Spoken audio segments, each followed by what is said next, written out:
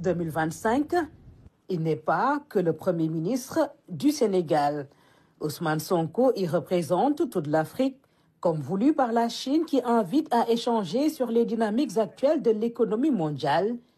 Le Premier ministre de la République de Chine, Li Qiang, a campé le décor dans la cérémonie d'ouverture avant de céder la place au panel en mode B2B. Nous sommes très honorés de votre présence parmi nous aujourd'hui. Peter Brabeck est aux commandes, président du conseil d'administration du Davos. Pour lui, son invité du jour incarne un leadership affirmé et représente la nouvelle ère de la politique sénégalaise.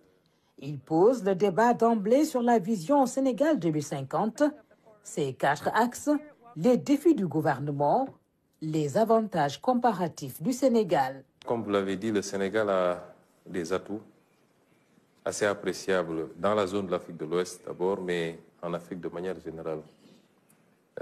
C'est la raison pour laquelle peut-être que c'est le pays qui capte le plus d'investissements directs étrangers en Afrique de l'Ouest. Et il est classé dans le top 5 des pays africains qui captent le plus d'investissements directs. Beaucoup d'atouts, comme vous l'avez dit, ça commence par sa position privilégiée dans les chaînes d'approvisionnement, donc stabilité politique.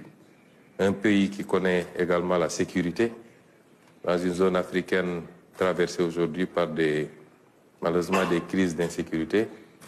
C'est un pays qui a une population relativement jeune, comme tous les pays d'Afrique, en plus maintenant de ses atouts physiques. Aujourd'hui, il y a énormément de ressources naturelles qui ont été découvertes au Sénégal.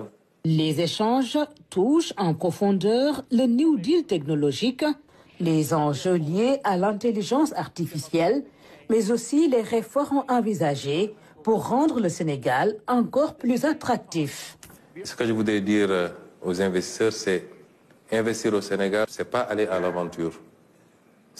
On a 2 atouts majeurs en plus de ceux que je viens d'évoquer, c'est la prévisibilité et la transparence. Et c'est ce que nous offrons aujourd'hui.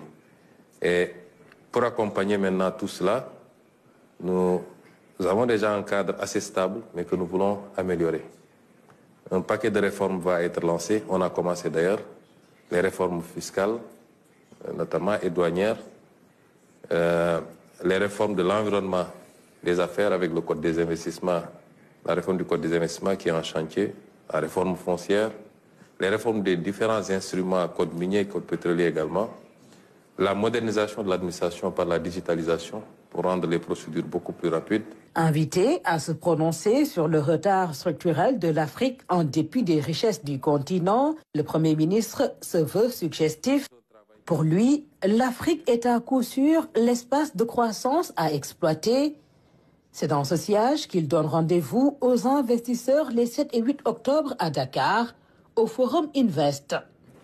Il sera un grand forum qui nous permettra de présenter aux partenaires les options qui leur sont offertes au Sénégal. Message reçu par le Gotha du monde des finances présent à Tianjin, en Chine.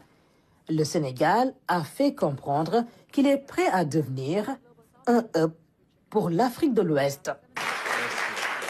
Merci.